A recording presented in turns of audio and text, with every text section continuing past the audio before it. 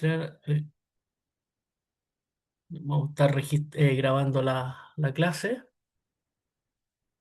Bueno, el día de hoy voy a pasar una materia que está no está en el temario de la PAES, pero les va a servir mucho para lo que va a venir después, ¿ya? Aquí hice una presentación, espero que lo puedan ver, no sé si la están viendo ahí. ¿Mm?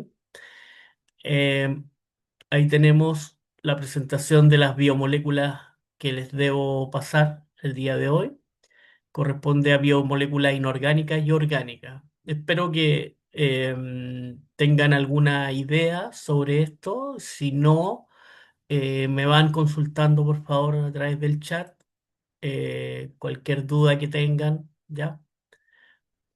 Bueno, hay dos tipos de biomoléculas, o sea, moléculas que están relacionadas con la biología, que son la inorgánica y la orgánica. Las inorgánicas no tienen carbono en la estructura química de estas moléculas. Eso es lo que tienen que manejar desde ya. Cuando le hablen de moléculas inorgánicas, son aquellas que no tienen carbono en la estructura química de esa molécula. ¿Mm? ¿Y cuáles serían los representantes más importantes de las biomoléculas inorgánicas? Sería el agua y las sales minerales. ¿Ya? Así que pongan atención y pregunten si no entienden algo, porque esto les va a servir para las materias de la PAES, pero también les va a servir para sus primeros años de universidad. ¿Mm? Entonces, veamos, ahí tienen ustedes un organigrama que les muestra cómo es la distribución de las biomoléculas en el ramo. Tenemos las inorgánicas que carecen de carbono en su estructura química, y ahí tenemos el agua y las sales minerales, y las orgánicas que presentan carbono en su estructura química, y ahí tenemos los cuatro grupos más importantes que son los carbohidratos, los lípidos, las proteínas y los ácidos nucleicos. Entonces, tengan en mente este cuadro que están mirando ahí en la diapositiva, porque esta es la base de poder entender otro tipo de materias que están basadas justamente en las biomoléculas. ¿Mm? Les repito, las inorgánicas no tienen carbono, y ahí está el agua y las sales minerales, y las orgánicas sí tienen carbono, y ahí están los cuatro grupos más importantes a nivel biológico: carbohidratos, lípidos, proteínas y ácidos nucleicos. ¿Ya? Bueno, yo voy a partir con las inorgánicas. ¿Mm? Em, Ahí en las inorgánicas tenemos el agua y las sales minerales. ¿Ok? Vamos a empezar con el agua. El agua es el solvente universal, lo llaman los libros. Es una sustancia que abarca gran parte del planeta Tierra. Está formada por dos átomos de hidrógeno y uno de oxígeno, los cuales están unidos de manera covalente. ¿Mm?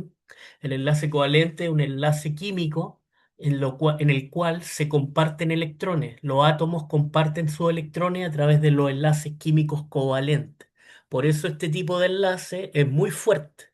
El enlace covalente es un enlace químico muy, muy fuerte, porque los átomos tienden a compartir sus electrones unos con otros, y eso genera una fortaleza química muy grande.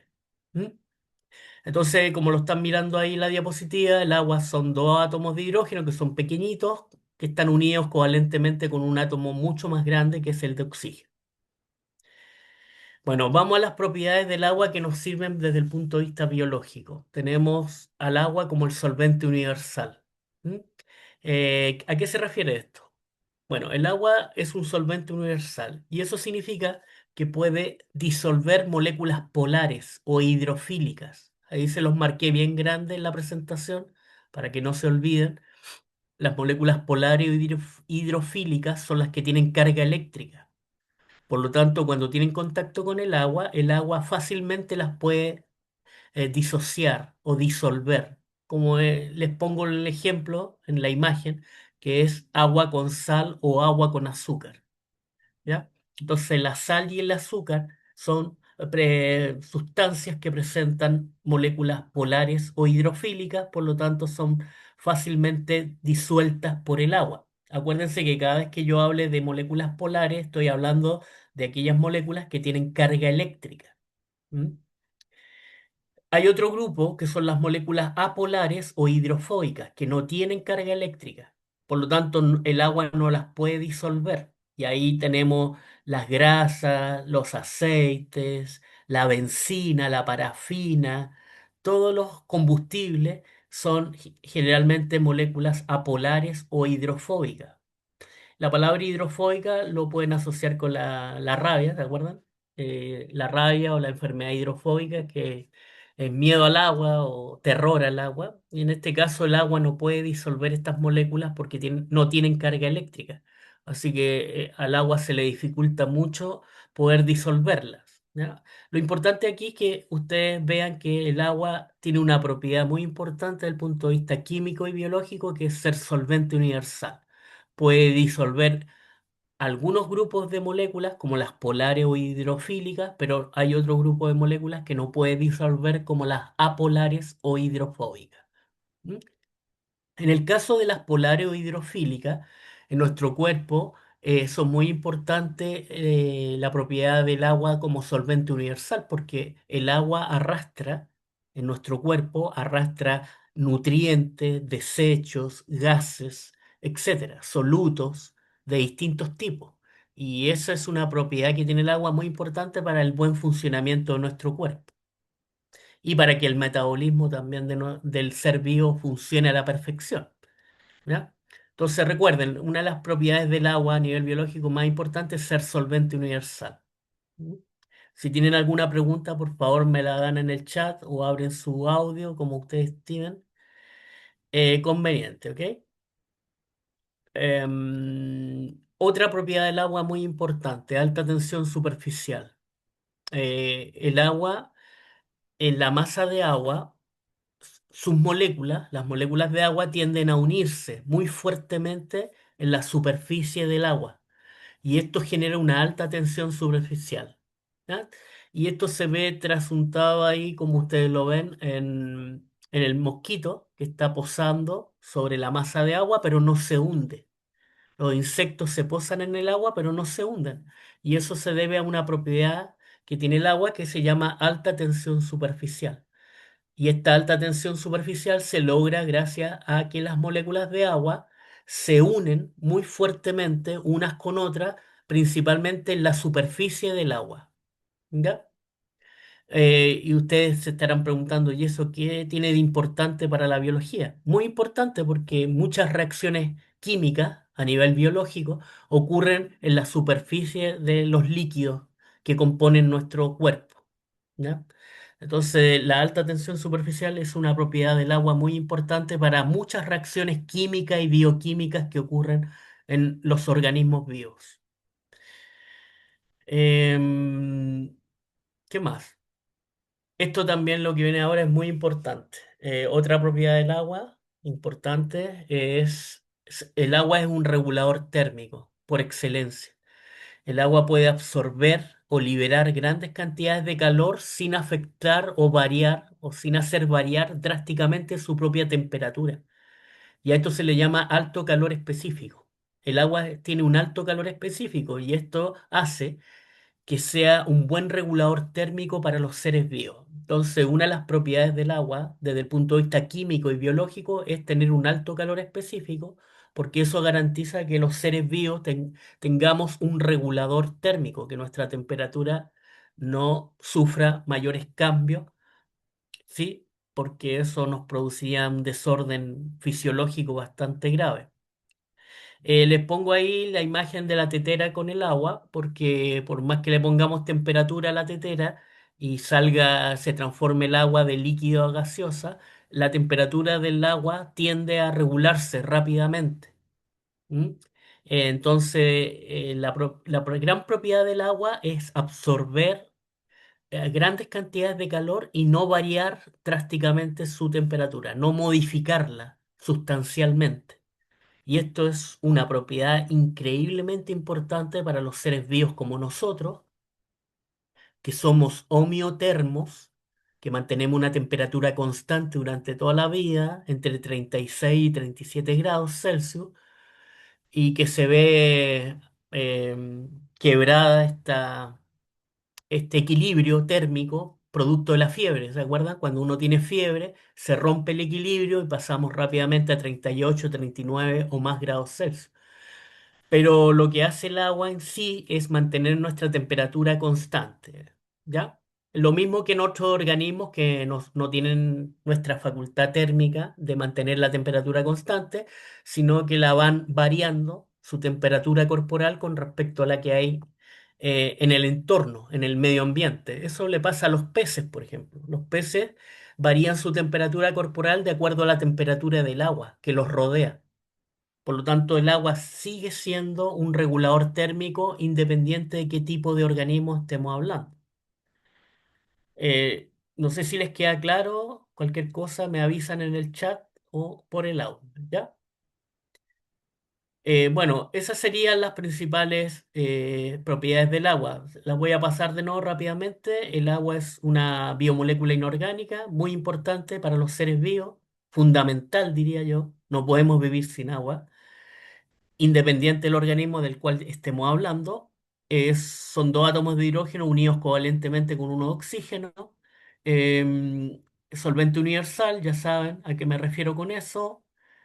Alta tensión superficial, ¿sí? En la superficie de las masas de agua o de los líquidos de agua tiende a apretarse más las moléculas, se apretan, se unen con mayor fuerza y esto genera una gran propiedad para poder llevar a cabo una gran cantidad de reacciones químicas y bioquímicas en la superficie de esos líquidos, sobre todo los corporales.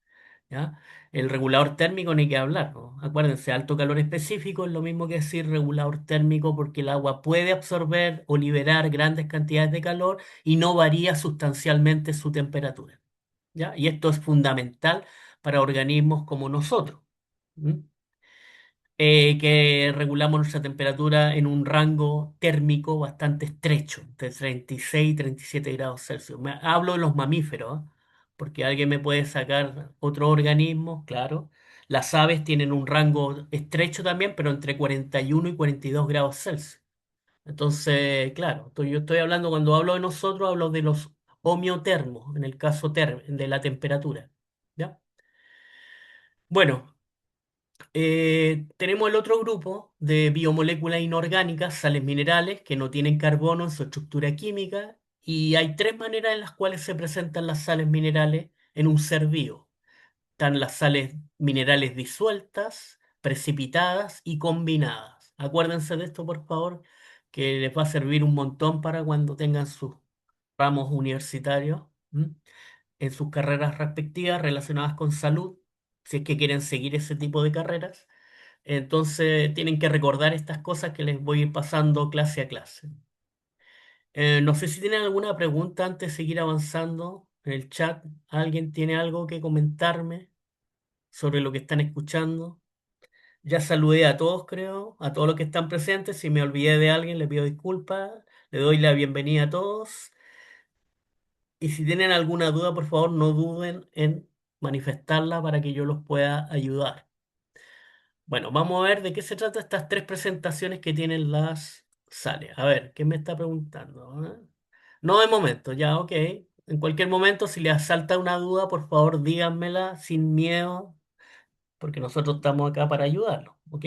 Bueno, recuerden, las sales minerales entonces tienen tres presentaciones en la naturaleza, como están como disueltas en medio acuoso, en el agua, las sales se disuelven en medio acuoso, precipitadas, generando estructuras sólidas, firmes, resistentes, y combinadas con algunos compuestos químicos bastante importantes. Veamos de qué se trata esto entonces. Ahí les puse abreviadamente en esta diapositiva lo más importante de cada presentación en cuanto a las sales minerales. Las primeras están disueltas, generalmente en medio acuoso y forman electrolitos. Esa es la palabra que se ocupa en biología para definir a los iones con carga eléctrica. ¿Ya? Los iones con carga eléctrica se llaman electrolitos en biología. Y ahí tienen el sodio, el potasio, que me imagino que ustedes saben que son bien importantes para el funcionamiento del sistema nervioso en un ser vivo como nosotros, el calcio, con toda su importancia, el cloruro, el bicarbonato, el fosfato, el sulfato, etcétera, etcétera, etcétera, etcétera. Entonces, los iones que tienen carga, ¿ya? Son aquellos que se forman cuando las sales se disuelven en medio acuoso. Y estos se les llama electrolitos. Y ahí ustedes yo les anoté los principales que salen en la prueba de la PAES, pero hay otros más que ustedes pueden seguir revisando en bibliografía. ¿Ok? La otra presentación son precipitadas.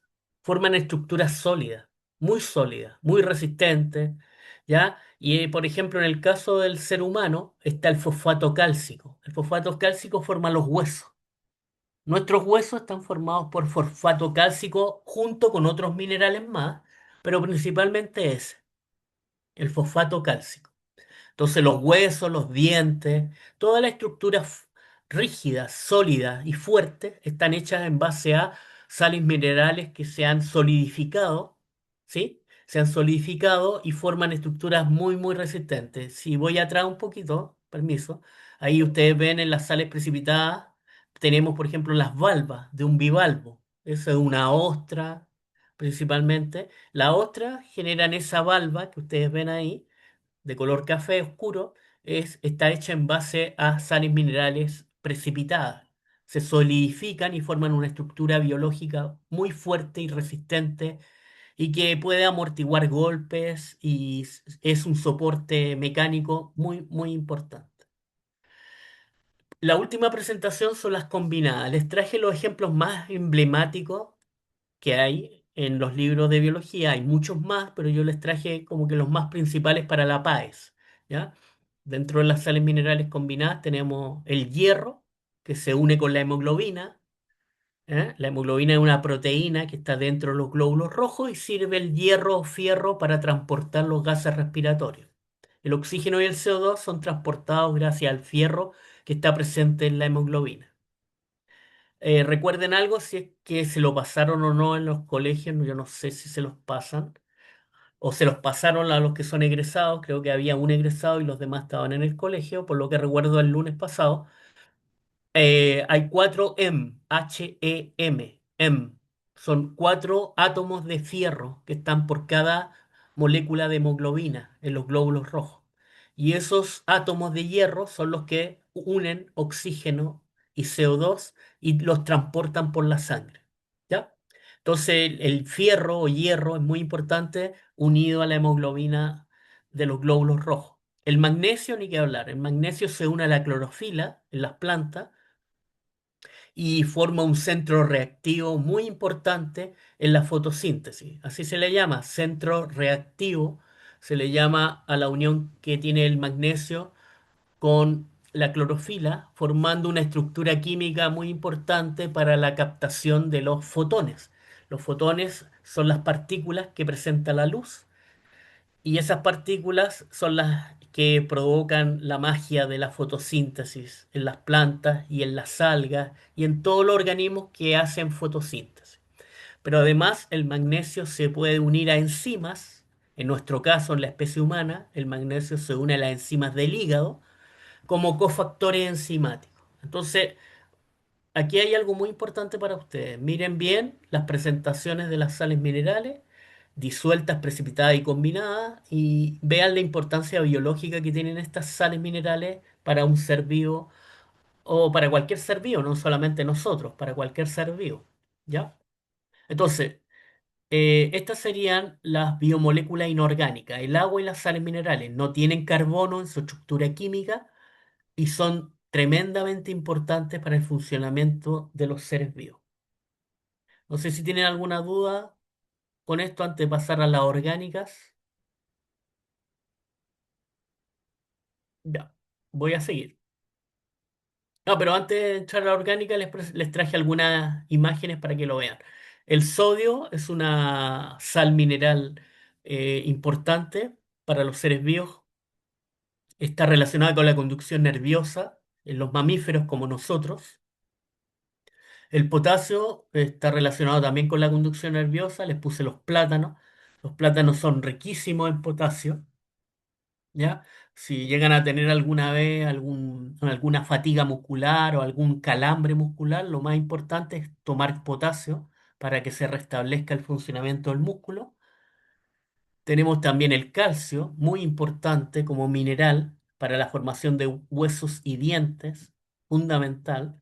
El hierro, ya te lo comenté, los glóbulos rojos, en el transporte de oxígeno y CO2, que son los gases respiratorios. Y esto es, en síntesis, lo que son el agua y las sales minerales. Cualquier cosa que se sienta la necesidad de preguntar, por favor, en el chat está abierto, así que pregunten nomás.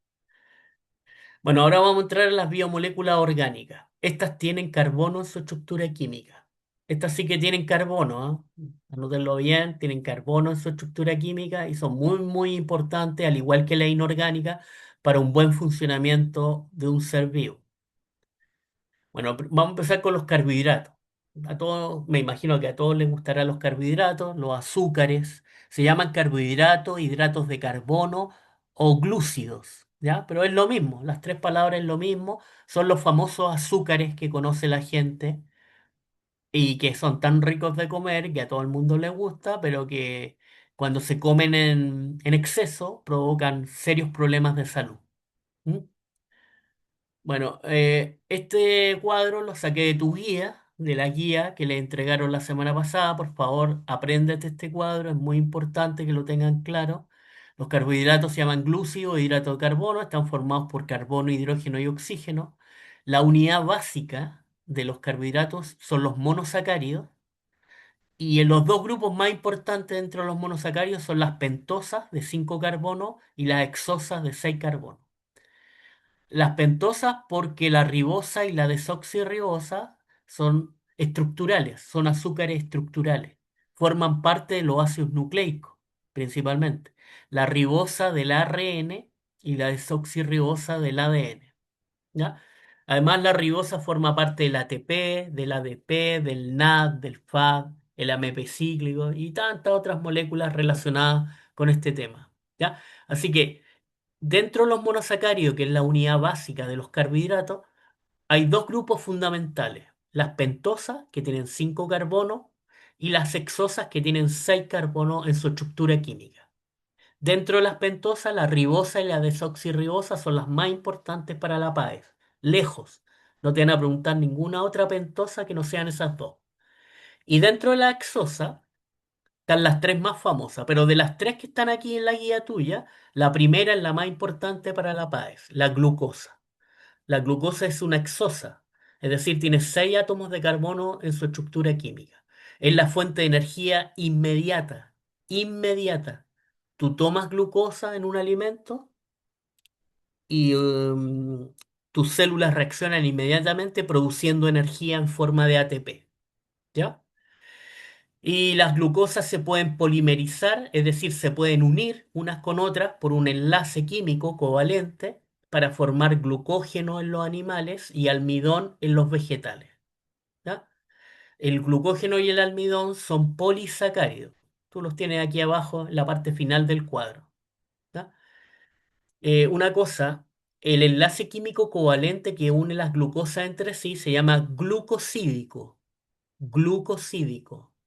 ¿Ya? Ojo con eso, que ese enlace de repente aparece, de repente no, pero es importante que ustedes manejen cosas de este tipo. Glucosídico.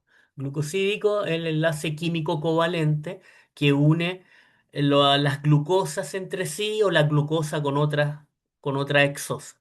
¿Ya? La otra que aparece ahí en el medio es la fructosa. También es una fuente de energía inmediata y el hígado se encarga de transformarla en glucosa rápidamente. Se obtiene a partir de la sacarosa. La sacarosa es el azúcar granulada que uno usa cotidianamente en la mesa para endulzar el té, el café y otras sustancias. ¿Mm? Ahora hay también los endulzantes, estos líquidos, lo ubican, ¿no es cierto? Los azúcares líquidos que tienen edulcorantes, que son realmente malos para la salud, no son muy buenos, ¿ya?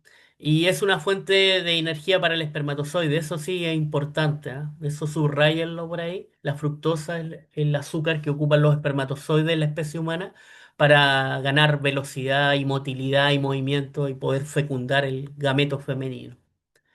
La otra es la galactosa. La otra exosa es la galactosa, que es componente de la lactosa en la leche, que me imagino que ustedes saben, que la lactosa a alguna gente es intolerante, otros las toleran bien, otros no la pueden tolerar por ningún motivo. Y es una fuente de energía también que el hígado transforma rápidamente en glucosa. Bueno, esos son los monosacáridos, ¿ya? Monosacáridos, acuérdense, los monosacáridos es la unidad básica de los carbohidratos o azúcares. Después viene el grupo los disacáridos, que es la unión química entre dos monosacáridos. Tenemos la maltosa, glucosa con glucosa, sacarosa, glucosa con fructosa, y lactosa, glucosa con galactosa. La primera, la maltosa, está en las plantas, en las cañas de azúcar. Ahí principalmente está la maltosa. La sacarosa se transporta en las plantas como un nutriente y el hombre la procesa y produce el azúcar granulada que te estaba comentando. Y la lactosa, tú sabes, está en la leche principalmente y esa es lo que provoca tolerancia o intolerancia en las personas. Y el grupo más grande dentro de los carbohidratos son los polisacáridos. Esos son macromoléculas de gran tamaño porque corresponden a la unión de cientos o miles de monosacáridos entre sí por enlaces glucosídicos. ¿Ya? Bueno, se clasifican los polisacáridos de acuerdo a su función. Algunos son estructurales y otros son de reserva energética, para animales y para plantas. En el caso de los animales, el glucógeno. El glucógeno es un polisacárido de reserva energética y se almacena en la especie humana, en el hígado y en los músculos principalmente. En el resto de los animales también, en los perros, gatos, etcétera, también se almacena en el hígado y en los músculos. Y el almidón se almacena en las semillas y las raíces de los vegetales principalmente. ¿Ya? Y entonces cuando el vegetal no tiene energía, degrada el almidón y obtiene la glucosa en la cual la oxida y obtiene energía rápidamente. Lo mismo en los animales. El glucógeno se hidroliza, se di- las enzimas rompen su enlace químico y se transforma en glucosa que es rápidamente utilizada por las células de tu cuerpo. Entonces, dentro de los polisacáridos, que es el grupo más grande de azúcares o carbohidratos, tenemos la parte energética de reserva, que es el almidón en plantas y el glucógeno en animales, y la parte estructural. Y ahí tenemos en la parte estructural de los polisacáridos, tenemos la celulosa en la pared celular de los vegetales y la quitina, que forma parte de la pared celular en hongos, y el exoesqueleto en insectos. Los artrópodos son un grupo de insectos, ¿ya? La mariposa, el cangrejo, perdón, los que vuelan y los que reptan, ¿no? Los que andan en la tierra también, los que tienen las patitas así como bisagra, esos son los artrópodos. ¿M? Bueno, ahí ustedes tienen la clasificación de los carbohidratos. No sé si tienen alguna duda en algo. Voy a abrir el chat aquí por si alguien tiene dudas en algo con respecto a las biomoléculas que estamos viendo. ¿Mm? Apréndanse bien este cuadro que están mirando ahí en la diapositiva, la tienen en la guía uno que se les entregó. Apréndanselo bien porque ahí está detalles muy, muy importantes sobre este tema. Bueno, el siguiente grupo son los lípidos, ¿ya? Lípidos. Los lípidos, les traje un cuadro resumen, ahí está. Los principales átomos o bioelementos de los lípidos, el carbono, hidrógeno y oxígeno, igual que los azúcares o carbohidratos. La característica principal es que son insolubles en agua. Los azúcares son solubles en agua, se disuelven en agua los azúcares, los lípidos no. Y el enlace químico covalente en los lípidos se llama éster. Ahí lo tienen anotado al final de la diapositiva. Éster. Éster, el enlace químico covalente que une los lípidos o los distintos componentes de los lípidos entre sí. ¿Ya? Entonces recuerden, este es un cuadro resumen sobre lípidos. ¿M? ¿Qué más tenemos sobre lípidos? Aquí tenemos la unidad básica de los lípidos, los ácidos grasos. Los ácidos grasos es la unidad básica de los lípidos, otorga energía cuando lo usa la célula para conseguir ATP, eh, ofrece una buena cantidad de energía, mucho más que los azúcares. ofrece mucho más energía que los azúcares cuando se quema un ácido graso dentro de una célula humana. Y dentro de los ácidos grasos tenemos dos grupos, los ácidos grasos saturados e insaturados. Ahí lo tienes claramente en la diapositiva. Los saturados son los que presentan enlaces simples a lo largo de toda la molécula. Carbono-carbono, ese enlace simple es entre carbono y carbono. Ahí tienen un ejemplo, el ácido palmítico, es un ácido graso saturado, ¿ya? Y abajo tenemos los insaturados, que son los que tienen doble enlace entre carbono y carbono. ¿Ya? Y ahí tenemos varios ejemplos. Tenemos el ácido oleico, linoleico, linolénico, etcétera. Hay varios ejemplos de los ácidos grasos insaturados y de los ácidos grasos saturados. Yo te traje uno solamente del saturado y tres de los insaturados. Los ácidos grasos saturados se observan principalmente en la grasa animal. Tienen una condición física sólida, los ácidos grasos saturados. ¿Ya? Están presentes principalmente en la grasa animal, los ácidos grasos saturados. Por eso hacen pésimo comer eso. Cuando tú comes mucho ácido graso saturado, te empieza a tapar tu arteria, empieza a formarse el colesterol malo. Y los otros están en los aceites principalmente. Los ácidos grasos insaturados con doble enlace carbono-carbono están en los aceites y esos son muy buenos de ingerir como alimento. ¿Ya? Bueno, eso sería en cuanto a ácidos grasos. Recuerden que es la unidad básica de los lípidos, los ácidos grasos, y se clasifican en saturados e insaturados. No sé si tienen alguna duda por ahí en algo. Bueno, sigo. Espero me estén escuchando. Otro grupo dentro de los lípidos, muy importante. Se llaman glicéridos, y el más importante dentro de ese grupo son los triglicéridos. Ya, aquí tengo una pregunta. ¿Eh? No, ninguna por ahora, Florencia. Ok. Cuando sientan la necesidad de preguntarme algo, pregunten, ¿ah? No tengan miedo, denle nomás, porque me gusta más resolverles sus dudas que pasar materia, pero yo sé que tengo que pasar la materia para que ustedes vayan entendiendo el tema. ¿Ya? Bueno, dentro de este grupo de los triglicéridos, o sea, de los glicéridos, el más importante es los triglicéridos. Este grupo, esa imagen que está ahí en la diapositiva te muestra cómo es un triglicérido. Es la unión química entre un glicerol y tres ácidos grasos a través de un enlace, a través de enlaces éster, ¿ya? Pero esa es la parte química o bioquímica. Lo que nos importa es la parte biológica. Y aquí en naranja, en la wincha naranja, está lo más importante o la función más importante de los triglicéridos. Tienen función de reserva energética a largo plazo. Eso márcalo muy bien. En animales como nosotros, los triglicéridos tienen esa gran función. ¿Ya? Son reserva energética a largo plazo. Yo te dije que la glucosa era energía rápida, inmediata. Los triglicéridos es energía a largo plazo.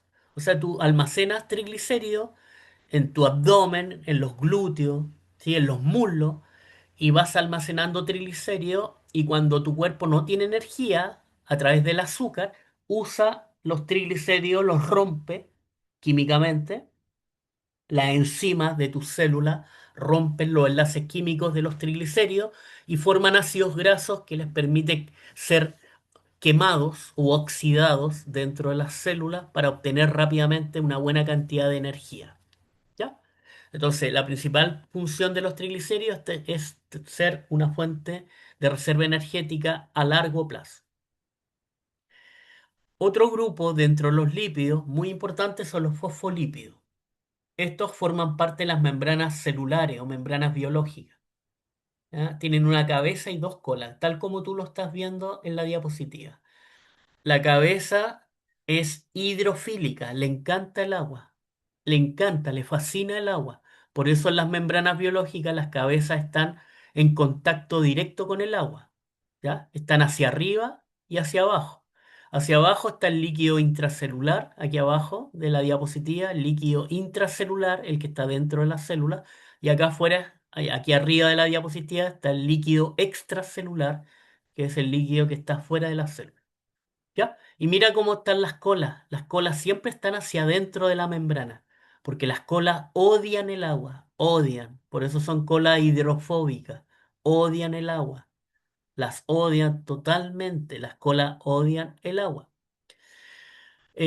Los fosfolipios son anfipáticos, es decir, es una molécula que tiene dos comportamientos distintos en la misma molécula. La cabeza ama el agua y las colas odian el agua. Dos comportamientos totalmente distintos dentro de la misma molécula. ¿Ya? Esas moléculas se llaman anfipáticas. ¿Mm? Pero, ¿qué es lo importante para nosotros de estas moléculas llamadas fosfolípidos, que forman parte de las membranas biológicas o celulares, sobre todo la membrana plasmática, que es la que más se estudia, y que tienen una función muy, muy importante eh, en el funcionamiento de las membranas, en la estructura y en el funcionamiento? Esta es una bicapa lipídica porque son dos capas de fosfolípidos. ¿Mm? Así que este grupo es bien importante también que lo subrayen los fosfolípidos. Otro grupo dentro de los lípidos son los esteroides, ¿ya? Que tienen función hormonal.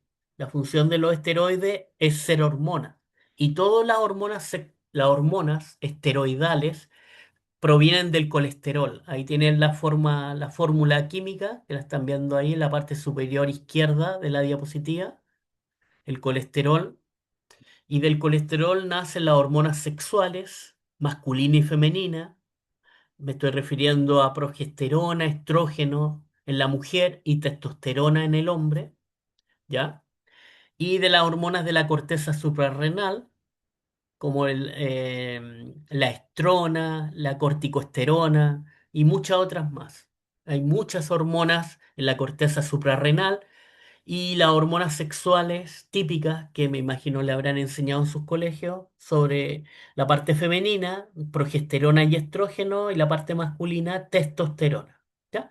Y todas estas hormonas que están viendo en la diapositiva provienen del colesterol. ¿M? Así que este grupo es muy importante dentro de los lípidos y se llama esteroide y tiene función hormonal. Así que anótenlo bien, tiene función hormonal el grupo de los esteroides en los lípidos. Bueno, antes de pasar a proteína, no sé si tienen alguna duda en el chat, si me pueden decir alguna duda que tengan de los lípidos, de los azúcares, o del agua, de los sales minerales, si hay algo que quieren comentar o que les vuelva a repetir, no sé. Ok. Bueno, vamos a entrar en un grupo demasiado importante para la vida, ¿sí? Aunque suena así, pero son muy importantes. Las proteínas. Las proteínas son demasiado importantes para los seres vivos. Muy, muy importantes. Aquí está el cuadro resumen. Les traje un cuadro resumen. Los átomos o bioelementos más importantes de las proteínas es el carbono, el hidrógeno, el oxígeno, el nitrógeno y el azufre. ¿Sí? La unidad básica es el aminoácido. El enlace químico covalente que une los aminoácidos entre sí se llama peptídico. Y las funciones de las proteínas son muchísimas, pero les traje las cuatro que yo considero las cuatro más importantes para la PAE, que serían la estructural, la enzimática, la hormonal y la de transporte. ¿Ya? Así que esto es muy importante que lo manejen. Miren bien los átomos que componen a las proteínas: carbono, hidrógeno, oxígeno, nitrógeno, azufre.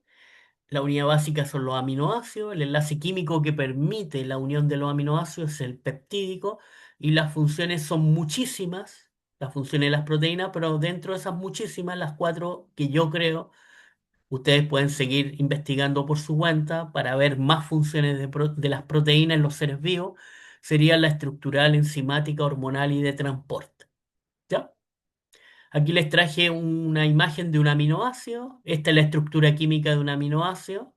¿Sí? Tiene un grupo amino aquí en la parte izquierda, un grupo carboxilo en la parte derecha, un átomo central de carbono en el centro, un átomo de hidrógeno y un radical químico que está expresado con la letra R. ¿Ya? Este es un aminoácido, es la estructura básica de un aminoácido Y en la naturaleza hay 20 aminoácidos y de esos 20 10 los puedes sintetizar o fabricar tus células y los otros 10 no. Los que no puedes fabricar o sintetizar tus células de tu cuerpo se llaman aminoácidos esenciales y provienen de la dieta, de lo que tú comes diariamente. La carne de pescado, la cebada, el trigo, el maíz, los huevos, la leche, etcétera, etcétera. Todo lo que uno come en el día provienen los 10 aminoácidos que no puede fabricar nuestros cuerpos. ¿Mm? Bueno, esos son los aminoácidos, son la unidad básica de las proteínas. ¿Mm? Eh, a ver, voy a pasar a la desnaturalización. Las proteínas se desnaturalizan, se alteran su estructura química cuando se ve enfrentada a un agente determinado, como un cambio brusco de pH o un aumento de temperatura brusco o un aumento de solubilidad, cuando las proteínas se ven enfrentadas a factores ambientales extremos, pierden su estructura química, se rompe su estructura química y pierden su función biológica.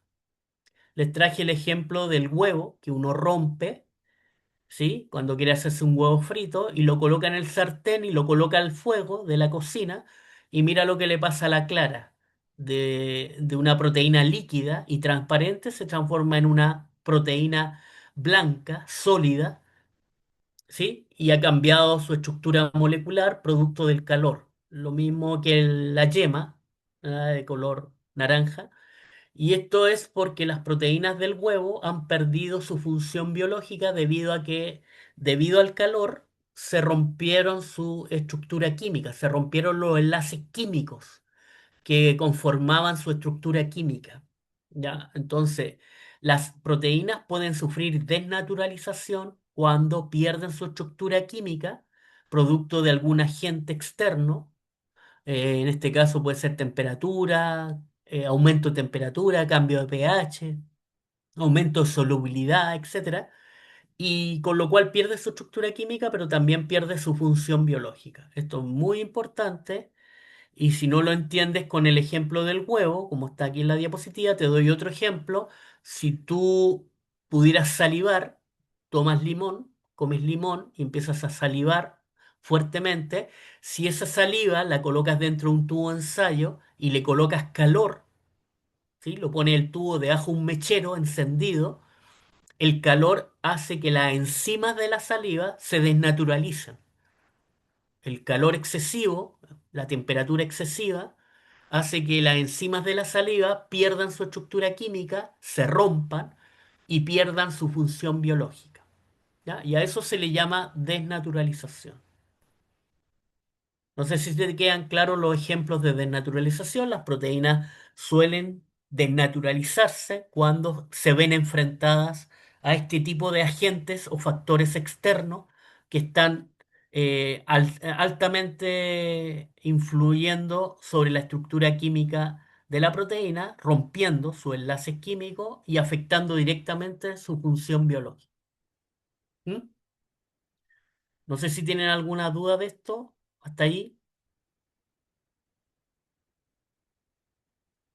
No, no les van a preguntar nada de proteínas en la PAE sobre la organización molecular de las proteínas. Lo que sí que tienen varias funciones y esas funciones yo se las di acá a nivel estructural, enzimático, hormonal y transporte. Así que si pueden leer algo sobre esto, ¿sí? Perdón. Si pueden leer algo sobre esto sería muy importante para ustedes. Bueno, voy a pasar al otro grupo. Tenemos los ácidos nucleicos. Este es el otro grupo de biomoléculas orgánicas. Y acá tenemos los ácidos nucleicos que son muy conocidos por toda la gente, aunque no estudie biología. Todo el mundo sabe de qué estamos hablando. Y aquí tenemos el cuadro resumen de de este grupo. Tenemos los átomos o bioelementos constitutivos. Tenemos el carbono, hidrógeno, oxígeno, nitrógeno y fósforo. Fósforo, ¿sí? ¿Se acuerdan? Carbono, hidrógeno, oxígeno, nitrógeno y fósforo forman parte de los ácidos nucleicos. La unidad básica o monómero es el nucleótido Y el enlace químico covalente que une los nucleótidos en los ácidos nucleicos se llama fosfodiéster. Fosfodiéster. Y los dos tipos de ácidos nucleicos más famosos a nivel, en la historia de la biología es el ADN y el ARN. El ácido desoxirribonucleico, ADN, y el ácido ribonucleico, ARN. ¿Ya? Em, bueno, ¿qué más podría decirte? Acuérdate del enlace químico covalente que une los nucleótidos dentro de los ácidos nucleicos, que es el fosfodiéster, y la unidad básica de un ácido nucleico siempre va a ser un nucleótido. ¿Mm? Y un nucleótido va a estar formado por una base nitrogenada, un grupo fosfato, ¿sí? Y un azúcar, obviamente, una pentosa, que puede ser ribosa en el caso del ARN o desoxirribosa en el caso del ADN. Bueno. Aquí tienen el nucleótido, se los traje aquí en la diapositiva. El grupo fosfato está aquí al lado izquierdo, lo estoy marcando con el cursor. En la base está la pentosa, que en este caso es la ribosa, de 5 carbonos. Y la base nitrogenada, son las de color azul aquí, que corresponde a la adenina, que tiene dos anillos nitrogenados unidos entre sí. Y este es un famoso nucleótido que conforma un ácido nucleico. En la unidad básica de un ácido nucleico se llama nucleótido. Mm, bueno, a nivel estructural, los dos azúcares más importantes de los ácidos nucleicos, la ribosa en el lado izquierdo, forma parte del ARN y al lado derecho, la desoxirribosa forma parte del ADN. La única diferencia entre los dos azúcares es el oxígeno en el carbono 2. En la desoxirribosa, en el carbono 2 acá abajo, le falta un oxígeno. Lo estoy marcando con el cursor. Le falta un oxígeno a esa estructura, a lo OH, no tiene el oxígeno en el carbono 2 de ese azúcar. Por eso se llama desoxirribosa, le falta un oxígeno. Bueno, estos son azúcares estructurales como ya te mencioné cuando te pasé la parte de carbohidratos. ¿Ya? Entonces, si tienen alguna pregunta, jóvenes, algo que me quieran transmitir, algo que me pueda transmitir o decir a través del chat, si gustan.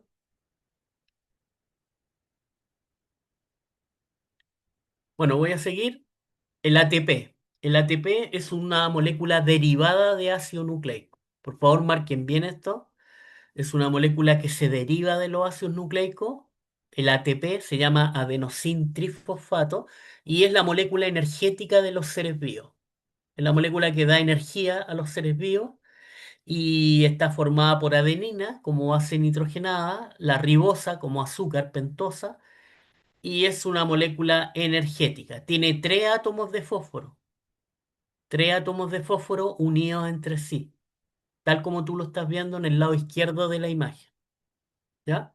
Entonces el ATP tiene tres átomos de fósforo unidos por enlace fosfato, y esos enlaces fosfato, cuando se rompen, liberan una cantidad de energía espantosamente alta, ¿ya?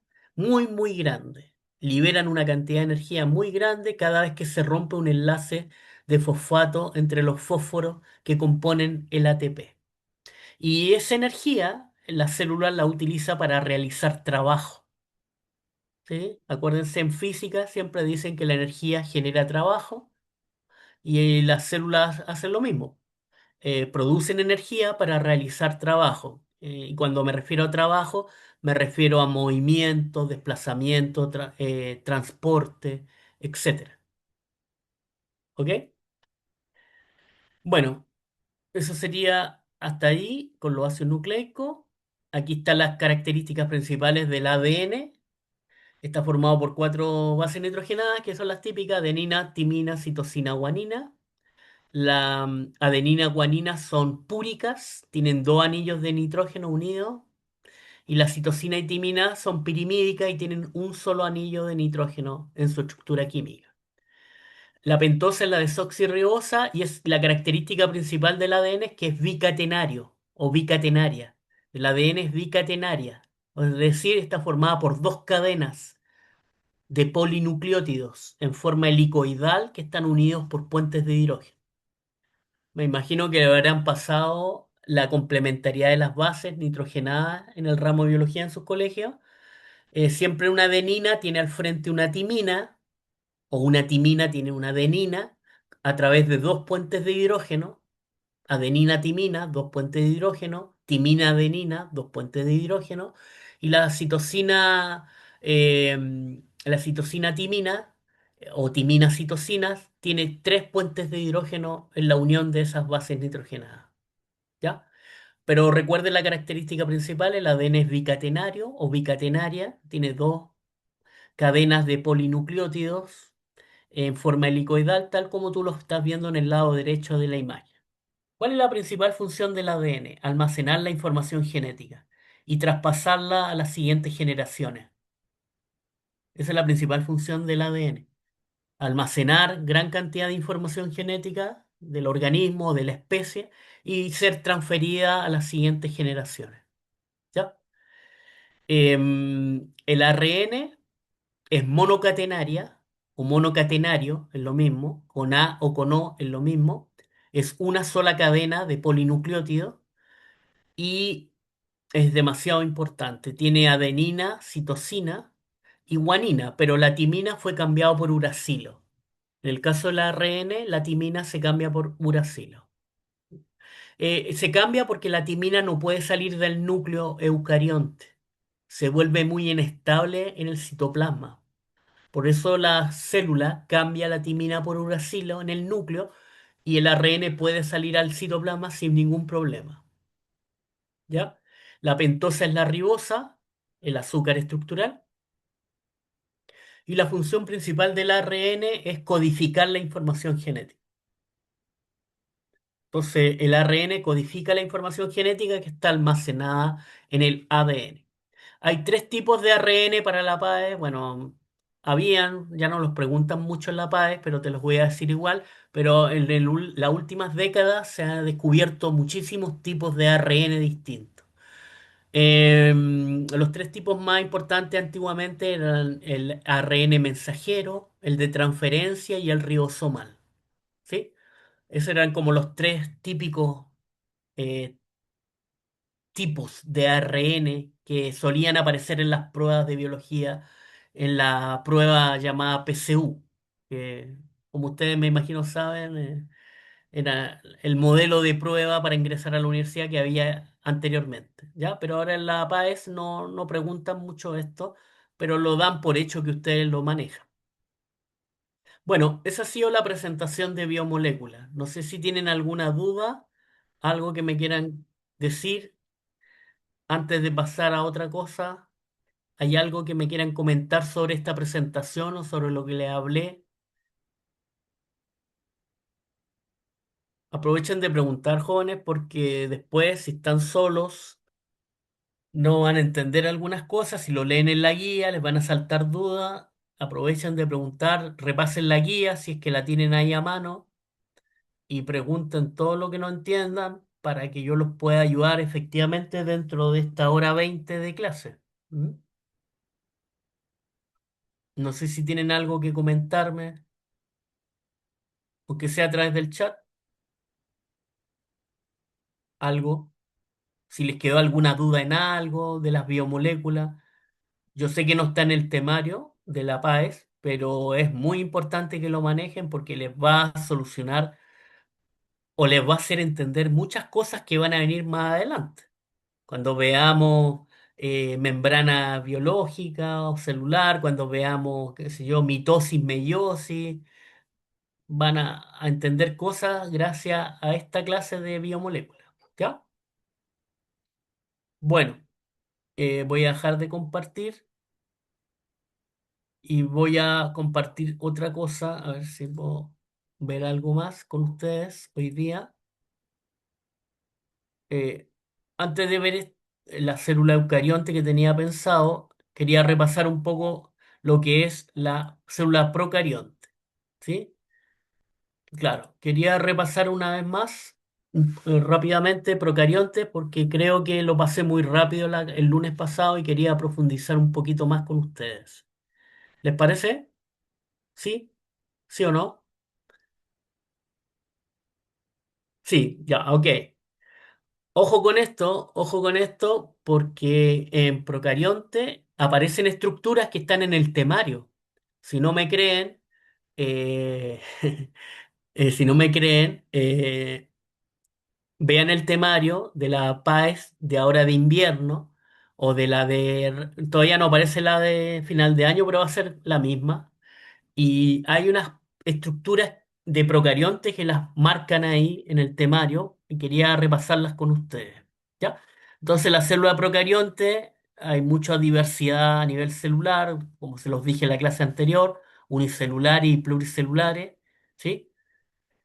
Y se clasifican los seres vivos de acuerdo a un rango jerárquico que lo estudia la taxonomía y la sistemática. Esas son las dos ramas de la biología que clasifican a los seres vivos, pero desde un punto de vista distinto. Lo que están mirando en la diapositiva se llama taxonomía y está dado por los taxones, que son órdenes jerárquicos por los cuales se ordenan o clasifican a los seres vivos. Las tres palabras que están arriba en distintos colores, bacteria, arquea y eucaria, corresponden a los dominios. Se llaman dominio y el dominio es el taxón más grande que existe para clasificar a los seres vivos. Los dominios. Y en el caso de la naturaleza en el planeta Tierra son tres: bacteria, arquea y eucaria. La bacteria y la arquea son procariontes, clasifican solamente seres vivos del nivel de organización biológica llamada procarionte, ¿ya? Y ahí están todas las bacterias que ustedes se pueden imaginar. Están las bacterias comunes y corrientes, las que están en la naturaleza, las que estamos en contacto constante nosotros todos los santos días, ¿ya? Las bacterias gram positiva, gram negativa, etcétera, las que están en nuestra piel, las que están en nuestro intestino, en nuestra vejiga urinaria, etcétera. ¿Ya? Está la arqueabacteria, que son las bacterias primitivas, que también pertenecen al grupo de los procariontes, y ahí están bacterias que viven en condiciones ambientales extremadamente difíciles. Están las termófilas con una temperatura gigantesca sobre los 100 grados Celsius, las metanogénicas que viven en los pantanos con una cantidad de metano espantoso que no podría sobrevivir ningún otro ser vivo, las halófilas que viven en condiciones de salinidad, de sal extremadamente alta, y estos son los dos primeros grupos, dos primeros dominios. Y en el tercer dominio tenemos Eucaria. Los nombres están en latín, por eso parecen raros, así suenan como raros, porque están en latín. ¿Ya? Así se clasificaron a los seres vivos desde el siglo XVII o XVIII en adelante, en latín. Y Eucaria corresponde a los eucariontes, y ahí tenemos a todos los grupos que ustedes conocen desde cuando eran niños o niñas, en ciencias naturales, los animales, los vegetales, los hongos, ¿sí? Etcétera, etcétera. Entonces, esto tienen que manejarlo como base para entender lo que es la biología. El tamaño celular, hay distintos tipos de células con distintos tamaños, ¿sí? Ahí ven el micoplasma, la estructura que está en el lado extremo de la izquierda, es una bacteria más pequeña que un virus y no tiene pared celular. Y cuando nosotros nos infectamos de micoplasma, sufrimos enfermedades pulmonares, se van a los pulmones y nos dañan nuestros pulmones, los micoplasmas. ¿Ya? Es la única bacteria que no tiene pared celular, los micoplasmas. Al lado están las bacterias, que son más grandes, un poco más grandes, y esas sí tienen pared celular. Hay bacterias buenas, malas, neutras, que no hacen ni nada, pero hay unas que son muy malas y que nos pueden producir la muerte, como ustedes saben cuando nos infectan. Hay otras que son las células eucariotas o eucariontes, como las células de nuestro cuerpo, que son más grandes que el tamaño de una bacteria. El huevo de gallina, que es una célula gigantesca, que se ve a simple vista. Y tenemos también la, eh, la neurona, que creo que la hablamos la semana pasada, las neuronas, que son tan importantes y que pueden alcanzar una cierta longitud cuando forman parte de un nervio como el ciático en la especie humana. ¿Ya? Bueno, ahora voy a entrar en procarionte y netamente con el temario PAES.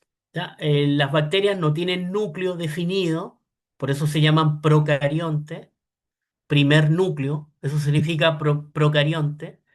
no tienen el material genético de la bacteria, no tiene una envoltura membranosa que lo proteja o lo aísle del ambiente. El material genético bacteriano se llama cromosoma bacteriano, cromosoma bacteriano, y es una doble hebra circular con no más de 5.000 genes, o sea, el tamaño, el tamaño molecular y genético del cromosoma bacteriano es bien pequeño. Ni siquiera en algunas bacterias alcanza 5.000 genes, en otras menos de 5.000 genes. Y es una molécula de ADN circular doble que ocupa un espacio dentro del citoplasma o citosol de la bacteria. Y ese espacio que ocupa se llama nucleoide, tal como ustedes lo ven al final de la diapositiva. Nucleoide, ¿ya? Se llama cromosoma bacteriano y corresponde al ADN de la bacteria. ¿Ya? Los ribosomas de las bacterias son más pequeñitos que los ribosomas de nosotros, de los eucariontes, pero tiene la misma función, la síntesis de proteínas. La membrana celular o plasmática de las bacterias es muy parecida a la membrana plasmática o celular de los eucariontes, solo que no tiene colesterol. Eso anótenlo, ¿ah? La membrana plasmática o celular de las bacterias no tiene colesterol, pero tiene todo lo demás igual que que el de nosotros. Pero lo único que no tiene es colesterol. La pared celular tiene peptidoglicano, así se llama la sustancia química que conforma principalmente la pared celular en bacterias. Y tenemos la cápsula. Y anoten bien la cápsula porque está dentro del temario, al igual que la membrana celular de la bacteria y la pared celular. La cápsula es la envoltura más externa que tienen las bacterias patógenas, las que generan enfermedades, y les sirve para evitar la fagocitosis de los glóbulos blancos. Así evitan que los glóbulos blancos las fagociten a través de esta estructura llamada cápsula.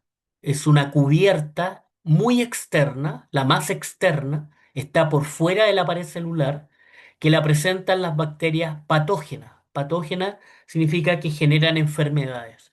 ¿Y cuál es la función de la cápsula en estas bacterias patógenas? Evitar la fagocitosis de los glóbulos blancos. ¿Ya? Está el flagelo. Algunas bacterias tienen flagelo, no todas, y el flagelo le permite el desplazamiento, que las bacterias se desplacen en ciertos medios acuosos, ¿ya? Lo usan como látigo, igual que los espermatozoides en el caso humano, ¿ya? Las fimbrias son salientes de las cubiertas de la bacteria, son estos pelitos, son como pelitos que le salen a la bacteria y que le permiten adherirse a los sustratos o adherirse a alguna sustancia para pegarse, se apega. Adherirse significa pegarse a algo y obtener beneficios de ese lugar. De las fimbrias puede salir también los puentes de conjugación, que son lo que ocupan las bacterias para transferirse los plásmidos. Y ahí apareció una palabra maravillosamente importante para ustedes, para la parte de biotecnología o ingeniería genética, que está dentro del temario. Los plásmidos son moléculas pequeñas de ADN circular en las bacterias y que ellas pueden transferirse entre unas y otras a través de un proceso llamado conjugación.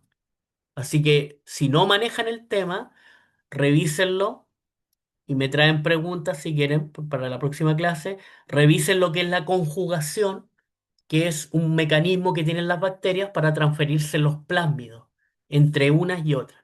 ¿Y qué otorgan los plásmidos?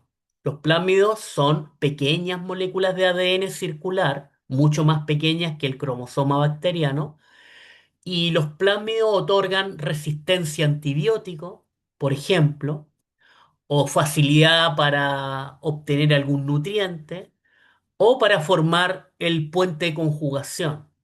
¿Ya? En el caso del puente de conjugación se llama pili, el pili sexual. El pili sexual se le llama en los libros de biología a la estructura que usan las bacterias como puente de conjugación. Se llama pili sexual. ¿Ya? En latín se llama pilus en latín y en español se llama pili. El pili sexual Es la estructura que usan como puente de conjugación las bacterias para transferirse plásmidos entre unas y otras. ¿Ya? Recuerden lo que hacen los plásmidos. Te pueden otorgar resistencia a antibióticos, muy importante, por eso de repente una persona toma antibióticos y no pasa nada, pues sigue igual de enferma, producto de que las bacterias se están transfiriendo plásmidos entre ellas dentro de la persona. ¿Ya? Por eso los antibióticos no surten efecto. Los plásmidos también pueden otorgar la facilidad de formar el pili sexual para bacterias que no tienen el pili y o pueden ayudarla a sintetizar o a fabricar algún nutriente que no pueden fabricar sin ese plásmido. ¿Ya? No sé si les queda claro hasta aquí las estructuras de los procariontes que son tan importantes para la prueba de ustedes. No sé si tienen preguntas, jóvenes. Bueno, bueno, no tienen organelo membranoso, no se les vaya a ocurrir en la prueba poner que tienen, que las bacterias tienen organelo, ¿ah? Por ningún motivo. No tienen organelos de ningún tipo, ¿ya? Y la pared celular es muy importante como soporte estructural para la bacteria, para evitar los choques osmóticos. Ahí dice pilus, ¿lo ven arriba? Pilus es el pili sexual que ocupan las bacterias para transferir plásmidos. Y ahí aparece la palabra plásmido y ahí está la molécula de ADN pequeñita comparado con el cromosoma bacteriano. Ya. Veamos algo de la pared celular bacteriana. Tiene péptidoglicano, ¿ya? Y hubo un caballero en el siglo XIX su apellido era Gram y pudo diferenciar bacterias gracias a una tinción. Él ideó esta tinción que ustedes están viendo aquí en la diapositiva. Vio que algunas bacterias se teñían de un color azul intenso, azul morado intenso, y a esas las llamó gram positiva, y vio que otras bacterias se teñían de color rosado, a esas las llamó gram negativa. Y esto ocurre porque las gram positivas tienen una gran cantidad de peptidoglicano en la pared celular, como ustedes lo están viendo ahí. El peptidoglicano es muy grueso en la pared celular de esas bacterias, por lo tanto retiene mayor cantidad de tintura, de la tinción, y en el otro caso el peptidoglicano es muy, muy delgado, por lo tanto se escurren las moléculas de la tintura, por lo tanto en las gram negativas no quedan teñidas de color azul o morado, sino que quedan teñidas de color rosado. Esta tinción es muy importante y a nivel, no para la PAES, no creo que sea para la PAES para usted, pero a nivel de universidad sí va a ser si es que deciden seguir carreras relacionadas con salud, ¿ya? Eh, la reproducción en bacterias, principalmente fisión binaria o bipartición, ¿ya? Se divide por la mitad, aquí no hay formación de uso mitótico, pero antes que se divida la bacteria, tiene que duplicarse el material genético para que cada bacteria obtenga una copia de cada molécula de ADN. Entonces, la reproducción fisión binaria o bipartición es la clásica de las bacterias. La gemación o yemación también es otra modalidad que tienen los procariontes o eucariontes inferiores de reproducirse a través de la yema o brote.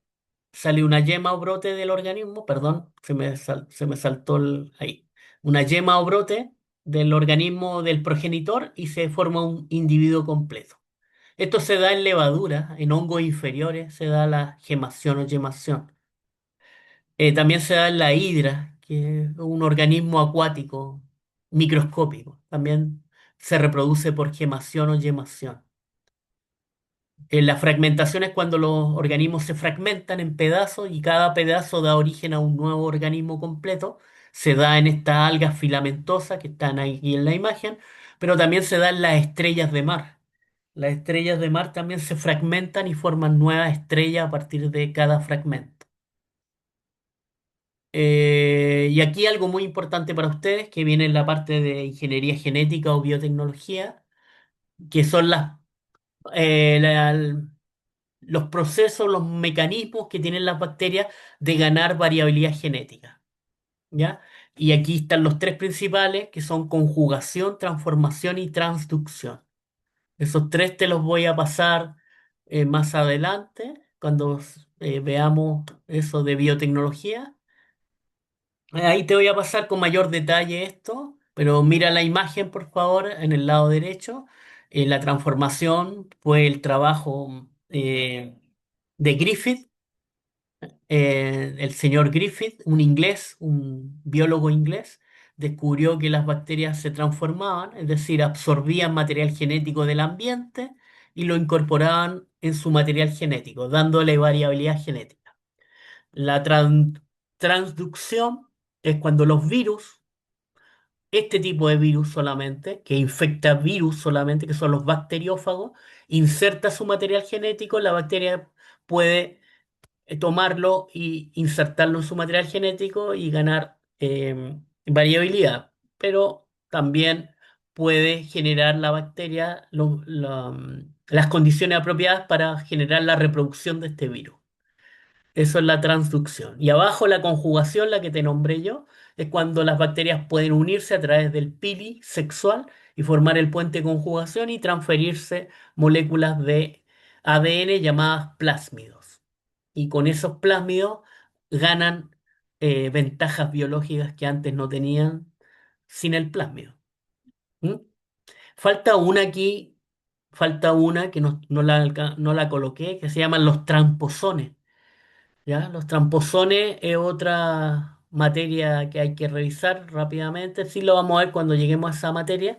Los tramposones fueron descubiertos por la señora McIntosh.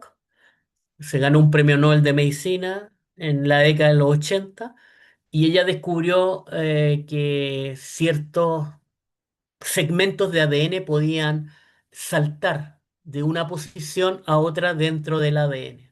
¿Ya? Y lo descubrió en el maíz, pero después descubrieron que se daban en todos los seres vivos, los famosos tramposones o genes saltarines, así les colocaron.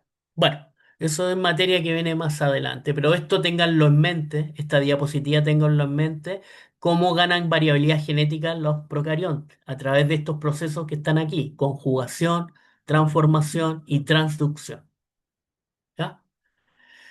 Bueno, le vuelvo a hacer un pequeño homenaje a la señora Lynn Margulis en 1967. Ella postuló la teoría de la endosimbiosis que nos permite entender o nos permitió entender cómo aparecían las mitocondrias y los cloroplastos en los eucariontes. ¿Ya? Ahí tienes tú más o menos en este dibujo de cómo un procarionte fagocitó a otro procarionte hace miles de millones de años atrás y en vez de digerirlo o devorarlo, vio que le daba una cierta utilidad. Eso es simbiosis. La simbiosis en biología es yo te doy y tú me das, y ambos nos beneficiamos con esa asociación. ¿Ya? Entonces, a través de esta asociación que se dio entre dos procariontes primitivos hace miles de millones de años atrás, entendemos cómo aparecieron las mitocondrias y los cloroplastos en las células eucariontes. Sería bueno que ustedes, les vuelvo a repetir, sería bueno que ustedes leyeran un poquito sobre la teoría de endosimbiosis de esta señora, porque les va a aclarar mucho el asunto de las mitocondrias y los cloroplastos en las células eucariontes y van a ver por qué funcionan y por qué su material genético es muy parecido al de una bacteria, ¿ya? Y por qué los ribosomas de las mitocondrias y los cloroplastos también son muy, muy, muy parecidos a los de las bacterias. Y la explicación está dada por esta teoría que dijo esta señora a finales de la década del 60, de 1960. Bueno, las bacterias son muy importantes, algunas en la naturaleza sobre todo. Hay algunas que son malas, ya sé, ya les dije que habían bacterias malas que producían enfermedades, pero hay otras bacterias que son muy beneficiosas para la vida de los seres vivos en el planeta Tierra. Y les traje aquí el ciclo biogeoquímico del nitrógeno para que se den cuenta la importancia que tienen las bacterias en la descomposición y transformación de ciertas sustancias nitrogenadas en nuestro planeta. ¿Ya? Eh, Nos queda un ratito. La próxima clase les voy a pasar la célula eucarionte con su estructura, con los organelos, con todo lo que hay que manejar ahí, los retículos, el núcleo, las mitocondrias, cloroplastos, los lisosomas, peroxisomas, etcétera, etcétera, etcétera, para que ustedes puedan ir avanzando con el temario, ¿sí? Con el temario. Y la guía número 2 ya está entregada, pero la guía 2 es más que nada ejercicios, ¿sí? De temas relacionados con los que hemos visto hasta ahora y más algunos temas de membrana, que no sé hasta qué punto pasarles. Si ustedes gustan, les puedo pasar membrana la próxima clase también, la primera parte de la clase del próximo martes. Les puedo pasar algo de membrana para que puedan resolver de mejor manera las preguntas de la guía 2 y meternos derecho con la parte de célula eucarionte y los organelos, las funciones, la estructura de esos organelos. ¿Les parece? ¿Les parece, jóvenes? Sí. Ok. Bueno, no sé, nos quedan un par de minutos. Si tienen algunas dudas, tienen dudas relacionadas a lo que vimos hoy día, traté de pasarle una forma más relajada los temas, sobre todo temas muy importantes como biomoléculas y sobre todo como las estructuras de los procariontes. Recuerden esa parte, la estructura de los procariontes está en el temario y es muy importante, y lo que va a venir el próximo martes también va a ser muy importante porque también está dentro del temario. Mm, no sé si tienen alguna pregunta, jóvenes. Me gustaría que lo hicieran un poco más interactivo esto porque mucho monólogo. Estoy hablando yo nomás y me gustaría que ustedes interactuaran conmigo más para poder hacerlo más dinámico y más entretenido. ¿Eh? Sí, una consulta en la endosimbiosis. Dime, ¿cuál es? Ya, la voy a lanzar para atrás. Mm. Dime, dime nomás. Cualquier duda sobre lo que hayan visto. Espérate, déjame, voy hacia atrás. Ahí está, ahí. ¿Cuál sería la duda sobre endosimbiosis? Claro, se hicieron dependientes una de la otra. Fueron dos bacterias primitivas, una fagocitó a la otra, una más grande fagocitó a otra más pequeña, y en vez de devorarla o destruirla, se dio cuenta que le daba un beneficio. Y la otra bacteria que entrega el beneficio también recibía un beneficio de la otra bacteria que la había fagocitado. Entonces, con el tiempo, a través de millones de años de evolución, se hicieron dependientes una de otra y aparecieron los dos organelos más importantes, ¿no? O sea, no son, los otros también son importantes, pero aparecieron dos organelos muy importantes para el estudio de la biología, que son la mitocondria y el cloroplasto. ¿Ya? Así que, jóvenes, ha sido eso. No sé si alguien más tiene algo que comentarme. Bueno, por mi parte sería todo. Les deseo lo mejor. Cuídense harto y estudien, por favor, y lean las guías, la uno y la 2. Y les voy a pasar algo de membrana al principio del próximo martes y me voy a concentrar la mayor parte de la clase próxima en célula eucarionte y organelos. ¿Ok? Listo. Que estén muy bien, cuídense harto y que tengan una buena y bonita semana. ¿Ok? Chao, chao, que estén bien. Cuídense, cuídense, sí, cuídense igual, cuídense harto. Bye bye.